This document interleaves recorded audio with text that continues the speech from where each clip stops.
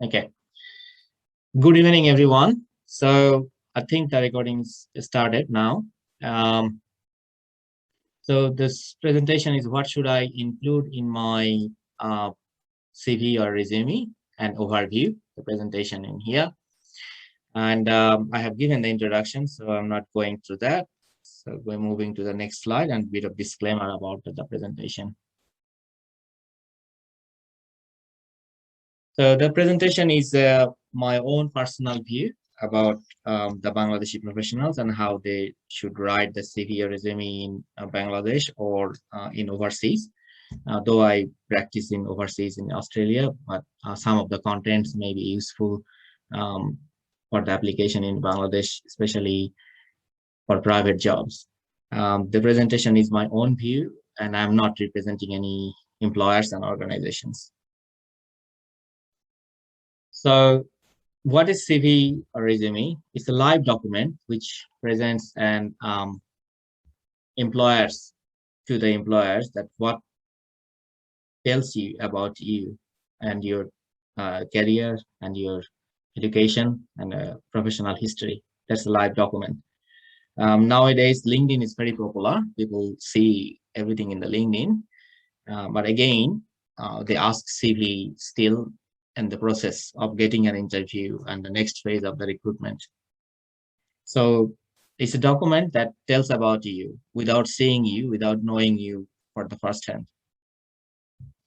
The employers see their CV and resume at the same thing. Some people may have a different description. And how long they see the CV or resume?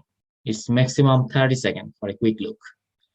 And then if they 30 seconds, if they see an overview and then they go for the career objective for just 1 minute, find it out that whether this person, they will speak further or they want to have chat or not. So when it is that type of scenario, then what they do with other candidates, they actually just put other resume to the bin if they don't like you in the first instance. How important it is, now you can understand. There are many types of CV in the market. People have different explanation, and there are lots of CV resume writer, career mentors all over the world. They just differentiate the CVs and resumes fit for purpose. What is the purpose of that CV, or based on the length. So as a standard template is only 2 to 3 pages is fine. It's a short CV. If it is an extended CV, it's only 4 to 8 pages. Now, if it is a private job, the CV might be different from the public job application. And if it is an academic CV, that would be the different to the industry CV. And overall, biodata is not a CV, maybe for personal purpose. So that's the difference. Now, there are a couple of items in your CV that you should include in your CV and resume preparations, and you have to have a think on it. That does my CV have this content? That is your name, email address, and phone number, and then career objectives or career summary, and key professional skills and computer skills, qualifications, then training, certification, license, and then experiences, and then professional affiliations, and then interest and extracurricular activities. Now, look at that. In email address in here, I have written here, it's professional email. What does it mean? It means that anyone can identify you by your name. So if my name is Mahmudul Hasan, my email address would be mahmudul.hasan@gmail.com or hasan.mmahmudul@gmail.com. You may find difficulties in opening an email account. You may add some numbers on it, but not more than 2 digits to find it out. That looks professional. So your name should be in a way written in the email address. If you don't have a professional email address, I would recommend that you will open that one as a new email address and use for job or CV, not using them for any other purpose. Now in the phone and mobile number, you should always write in 433 format or 443 format. The idea is If you include all of the letters in one and just touching each other, then the recruiter or the employers may call you and they may have a wrong number and it goes to the different party and that party may not answer or it may goes to your different voicemail and you may not get the call and they don't have time to call you again and again because there are so many candidates in the market. Career objectives and summary, there's a difference on it. The objectives is really short. It might be 3 or 4 sentences, where it is a career summary is a couple of paragraphs, maybe 3 to 4 paragraphs. So there's a difference on it. Professional skills and computer skills are different. So professional skills are something that you have achieved through job experience or education. Say for an example, you have a verbal communication skill or writing skill, or you know some certain standards, codes, and practices. Computer skills is a you know some softwares, Microsoft Office Suite, Microsoft Project, or any other software that you need for your specific job purpose. That is your computer skills. Now, educational qualifications, obviously, it depends on how much educations, what's the level of education that you have, a bachelor, master's, or higher educations that you have. In Bangladesh, it is like we start from SSC, HSC, and then it goes to the bachelor degree. But in overseas, they start from the latest one first, and then subsequently it goes to the next level. They don't count the SSC or HSC level in that qualifications. So only two latest qualifications are fine. Training, certification, and license. If you know that you have some training on different softwares or you have some certain certification or license that is relevant to your area of practice, that you should include in that one. And when you are writing the experience, I will show you in the subsequent slides that how you will write your experience.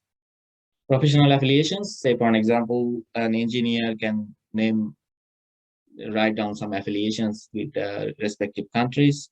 Here in Australia, it's the Engineers Australia. If you are a member of it, you can use it. If you are a member of IEB, you can Institution of Engineers in Bangladesh, you can write it down.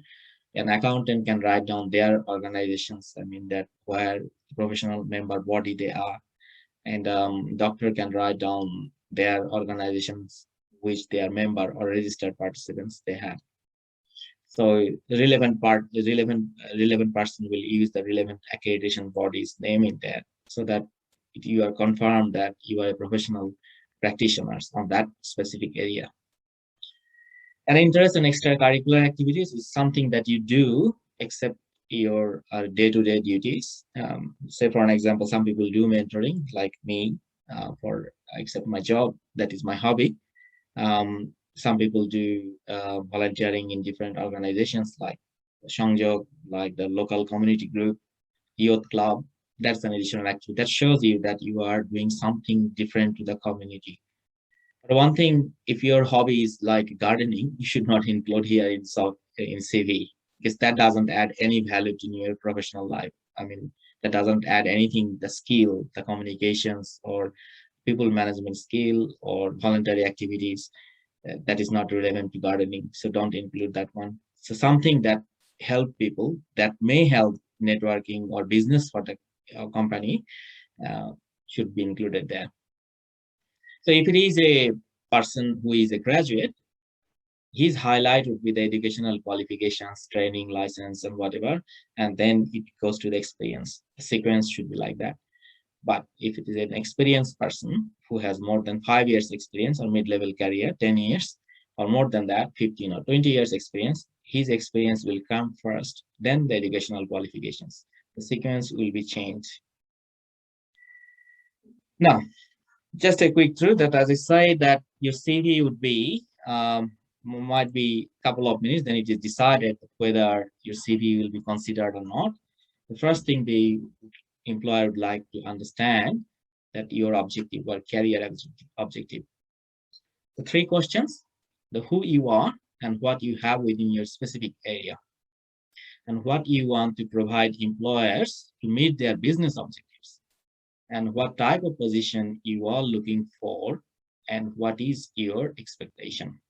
If you find 3 answers, you can easily write down your career objective very well. Let's have a look that I have given some example answers in there, how it looks like. So if I say about myself, that who you are, my identification, I'm an engineer, and what specific area and what I have experience, that is my asset, and I worked in this, and this area, ABC.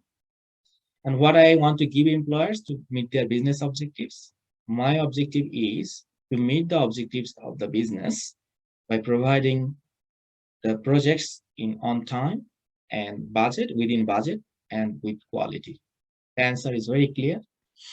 And when I'm saying that what type of position you are looking for, that's a bit tricky.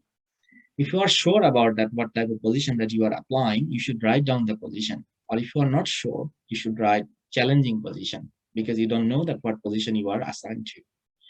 And what is your expectation? Expectation means it's not salary.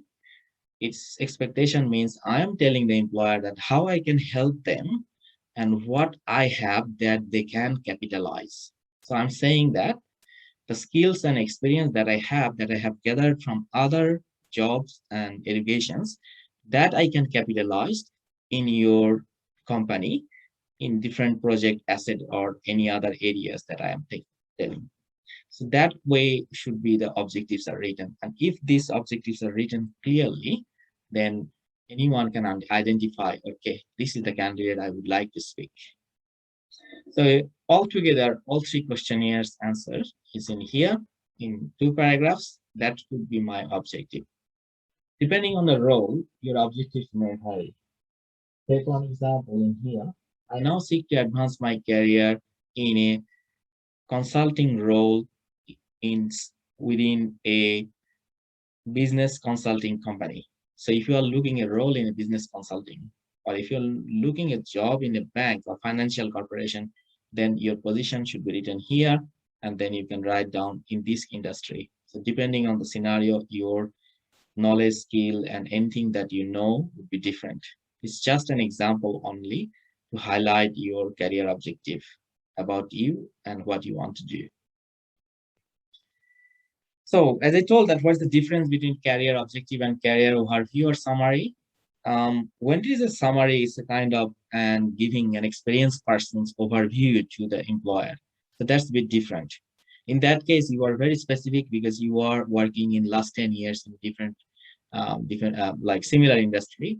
So to give an hints to the employer that your weight and your credentials, you have to explain in couple of paragraphs with 1 or 2 sentences each to tell about the employer that what you exactly do and what you exactly did in future in previous company. So you see that I'm currently doing blah blah blah, and then second one I'm saying before joining in this company I have worked in this company and what I have done, and before that what I have done, and prior to that what I have done. So tell the employers that this is my career summary and now I'm looking for a position.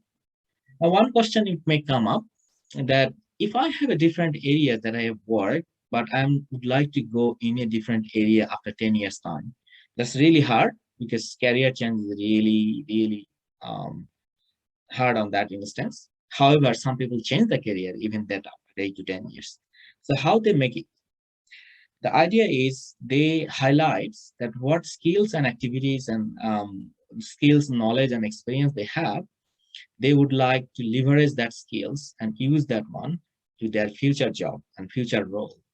And that's how the employers are convinced, okay, similar to what he has done and the experience that have, now they are looking for something to use that skills and experience to a different company. So someone is working in a maybe a like a site engineer. Now he wants to be a consultant, an engineering consultant.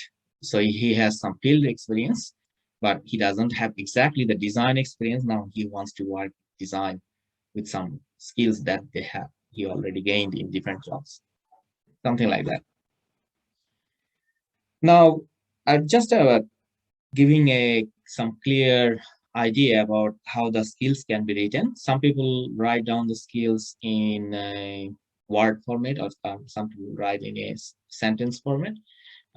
So in my area, I usually write the skills in this way, putting some bullet points in there. And depending on the job roles, I just rearrange the skills in up and down. Um, so the questions may come up that how I can find the skills. It's easy.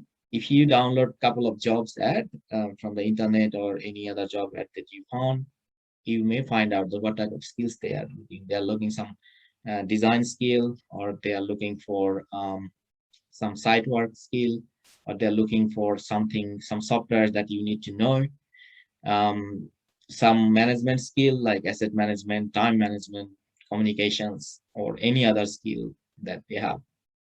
So in your industry, the area that you work and where you are graduated, your job is to find out that what are the skills that you need to include in the CV. You can also find it out with your peers, colleagues, mentors, and people who are working in the industry by speaking with them and finding it out that what I am missing and what I should include in the CV. If you don't know that specific skills, you can write, okay, you are learning, or you are have an intermediate skill, or as a beginner, you can mention that one. The computer skills, the number of softwares or other office applications that you know. Now, how I can write down the career and employment history and experiences. In short, that's the sequence you can maintain. That is your position and the timing, employer name, and a brief detail of the company, like how large is the company and the size, and it's a small, medium, or large company, or the annual turnover you can mention in a one sentence.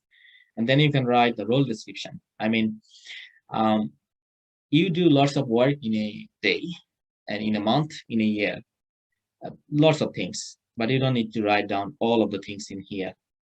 Just you'd like to highlight that what is your key role and what is the output.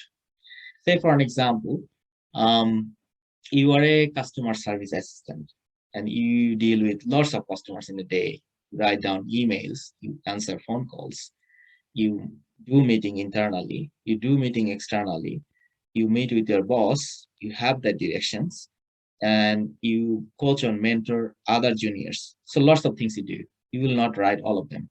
So you will write that you are a service executive who delivers um, successful successful service to internal and external customer relevant to area of A, B, and C. So that is your key role. And you clearly mention that, okay, you worked in that particular area and you deliver your customer service. Just I am giving an example.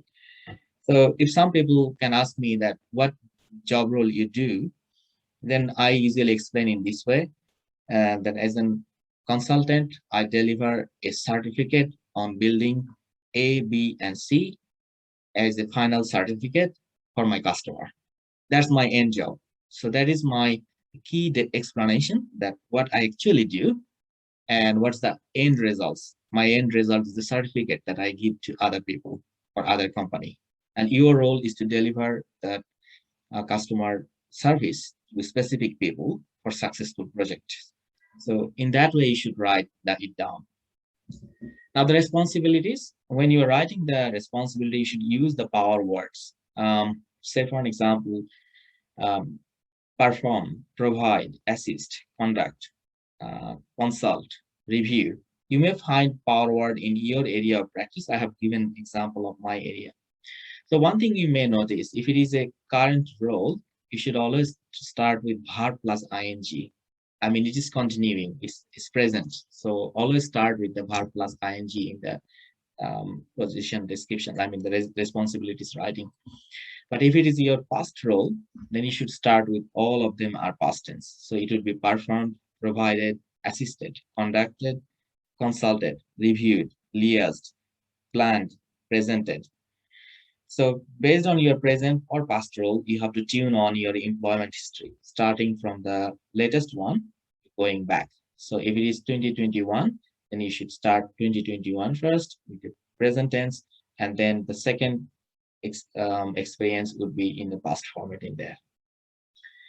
Now you can write down some key projects in one or two projects not all of them in here. Some people may omit in this part and include that one at the end of the resume, but it's up to you. You can keep it one or two projects. And the achievements, I will go to the next slide to tell about what are they. So your CV should be achievement focused. Sometimes I ask people that how many achievements you have in your role. You have 6 roles in your career. And they said, I don't have any achievements. It's not true. Everyone has some achievements. Everyone. But we don't note down the achievements in every stage in our career. We should always note down in 6 months to 1 year time what the work I have done and what achievements on that particular area that I have. Some of the examples I have given here. If you are saving $1 in the project, that is your achievement.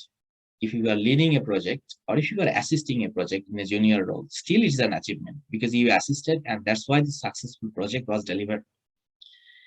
If you save money in the project, that says that how much have you saved in a project. That's an indication that you have saved some money in there.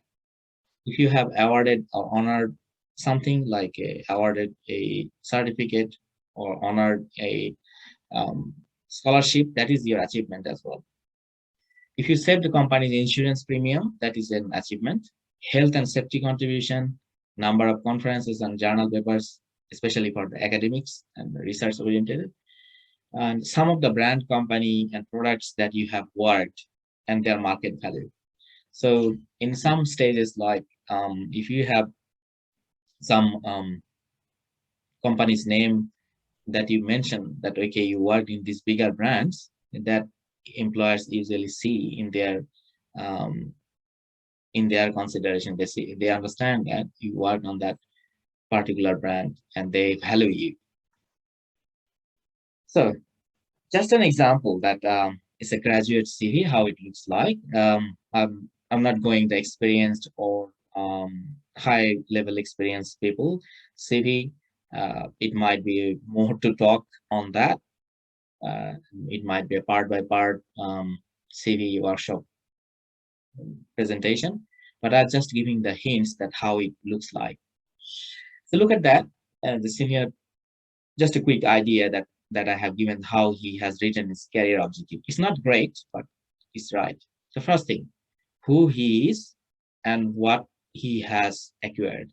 So he's a business graduate and he has business administration knowledge, but he used the power word innovative. And if in the interview, if they ask, what do you mean by innovative? He needs to explain on that. And he's already prepared. Okay, I can explain the innovative things.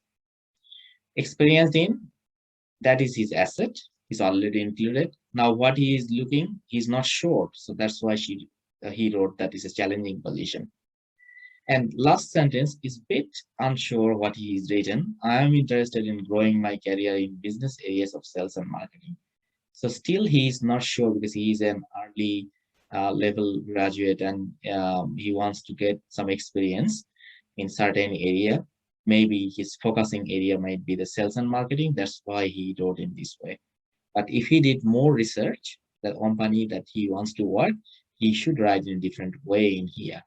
Say, for an example, I'm interested in growing my career in external sales and marketing of this industry that he is not sure about. So he didn't write down there, but he should write it. So that's an example I'm giving that overall the objective is fine. I should give the career objective 7 out of 10. Okay, it's clear that what he wants to do. Not a single sentence, but he wrote it very clear that who he is and what he wants to do. Work experience, he wrote down in here. You see that the present work experience, how he wrote down is in his internship experience. Academic history, I'm just deleting some parts there, that how we should write. Co-curricular activities, something additional to the educations or experience. As long as you worked in different, people know that this person is easygoing, outgoing, can manage people, speak with people, communicate, and network. Software proficiency, he wrote lots of things in together, but if you write Microsoft Office suite, that covers Excel, PowerPoint, and Word. Honors and awards he got in some of the positions, so he can mention that one. Even if you are not winner, you are a finalist, or at the second, third, or fourth, or fifth position, you can write it. It shows that you competed and you are not scared of, and you participated at least. References, it depends. In some CVs and some scenarios, people have like direct contact number, emails, and phone emails. You can also write available upon request. So it is the last stage of your getting a job, like the CV, then interview, and then finally it's a reference check. So at the last stage, if they need the reference, this is the last day, then they will ask you that can you send us 2 or 3 referees name and contact number. But in some jobs, they usually want directly, so you are putting that one regardless you have that job or not. So some of the tips I will share, and then I will go to the another couple of slides that how we can write down the effective CV. The first point is there is no perfect way of writing CV. You may consider the 5 or 6 templates, which are really good template to write down the CV. You can use different templates if you want to, but to make sure that that's the right template that you are using. You can always get a second opinion with the people who write CV or who is expert in that area, or people who got the job already. They know it, that which CV works. And not using one CV in all jobs applications. So you have to tune on every time the number of CV that you prepared. Tailor the CV to your suit the position. What does it mean? In each position, your CV needs to tune on so that the employer can understand that you are the right one who should be called for the interview. Third one, try to change things around if one particular way is not giving you any success. As I'm saying that your education and experience can be tuned on, your skills can be tuned on. So if you're saying that you are not getting any success, you're not getting any phone calls, maybe other way you can write down CV. Maybe there are some synonyms may require, or maybe some experience that you have written, the activities or responsibilities that you have written, that is not the right way that you have written. So research yourself and research the company and tune the CV time to time. Not one way, you should include that one in every application. And again, sell yourself that what key achievements you have, the skills that interest employer. Do your homework. Find out what skill set you have that you can match with your employer and understand the position description. So you might see that some of the CVs, some of the job ads that you are seeing, and you find that you have a lacking on it, or your skills and qualifications are not matching, or it's necessarily required, then you should not apply to that position. Better you can prepare yourself, getting an education, getting a software training, getting an voluntary experience in any company, then you can apply to that position. Some people say that, oh, they have asked 10 years experience, I have 2 years, I will apply. That days have been gone, unless you are referred or lobbied by some other people. In private industry, nobody takes that one. So be solid and we know that you are capable of doing that, definitely win. Okay, no grammatical mistakes. You can also use the Grammarly software, or you can use some Googling on some of the items or checking with other people. Second opinion and review is always recommended. And overall, does it look and consistent? So if you see the same font and font size, bold or not bold, the whole CV will tell you about you, how careful you are. And if you are not writing a CV properly, then employers are thinking that if I ask that person to prepare some document, how careful he would be. So what I'm trying to say that writing an effective CV is you are a product and you want to sell your product, and will your customer take it? So look at that scenario here, that you want to reflect the product. That means you did some networking, and through the network, you want to send the CV to the specific person. Now, The company and the specific person who got the CV, in the first impression, they may reject your CV. Why? Because you didn't write it properly. The language, tones, and what type of people they are looking for, they don't like it at all. So what you need to do, first give the CV to the person through the networking and the person who is giving to that one, or people who receive the CV, get some feedback from him. He might ask you to tune some of the items to give it to some other authority. If you pass it, then it goes to the second interview. Second is, the interview. So first sell through the CV, that is important in here. And the second sell would be that what you have written in the CV, and you need to sell on that one through the interviewer. And then finally reference check, and that is job. We already know that one. The reason I'm showing that your CV would be, you may say that some people have a good network, that's why they got the job. It's true, maybe 10%, other 90% people, they have some credentials, they can sell it, and they have written that one in the CV, and they highlighted that one in the interview, and that's why they have getting the job. You should be on that person rather than not do in different way to get the job. So, are you confident to get and explain everything what you have written in the CV? That's really important. That if you are unsure and if you are not confident of telling anything, you should not include in the CV at all. What you are including now, you should be better prepared for the interview so that you can explain to them. There are some differences in there, Bangladesh and overseas, that in Bangladesh we usually use a picture in the CV, but in overseas, many countries, they don't require any picture. Some countries may require only 2 pages CV. Some countries may require sometimes some selection criteria, questionnaire, and that in writing in a paragraph format along with CV. Some job ads may require some online behavioral test, some multinational, especially in Bangladesh and in overseas as well. Sometimes they may have a psychometric test made of math, English, and behavioral test as well. And the language. So if you are staying in Bangladesh, then English, US English may be used most of the time. If you are in UK, then you should use the British English. And if you are in Australia, then you should use the Australian English. And you will set that one in your Word document on that language font. Must. So what's next?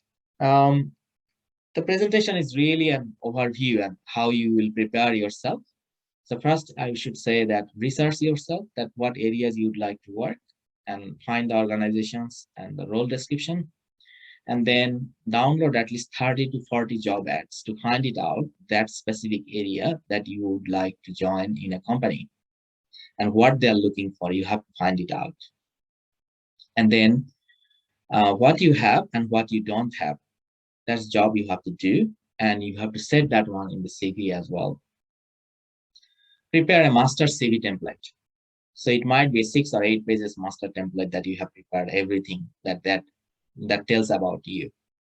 But every time you are preparing a job application, you need to copy that file and edit it and delete the relevant part and change it each time to time, each job application. And finally, before lodging that application, is your CV or resume checked by some competent person before lodging the applications? So in first, like 5 or 10 applications, you should check that one, that are you on the right track? And still, if it is a very important application, you want to get an interview call, you should ask a professional writer if you need to. So thank you. I'll go to questionnaire. Still, I didn't stop the video. And getting back to host. Thanks a lot to Mithila, Lopa, Rahat, and Javed and Shangjak Connecting People Foundation. And I'll answer some of the questions of you.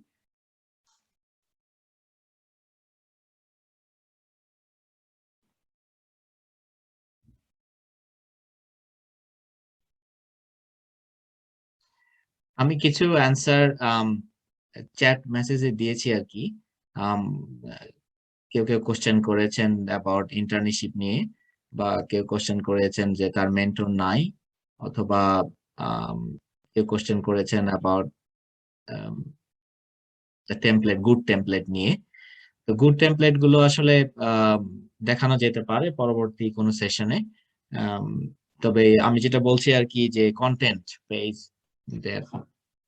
minimum 8 items need to be in the CV, starting from you about you, career objective, education, experience, your training and professional affiliations, reference, এসব content তোমার আপনার সিভিতে থাকতে হবে।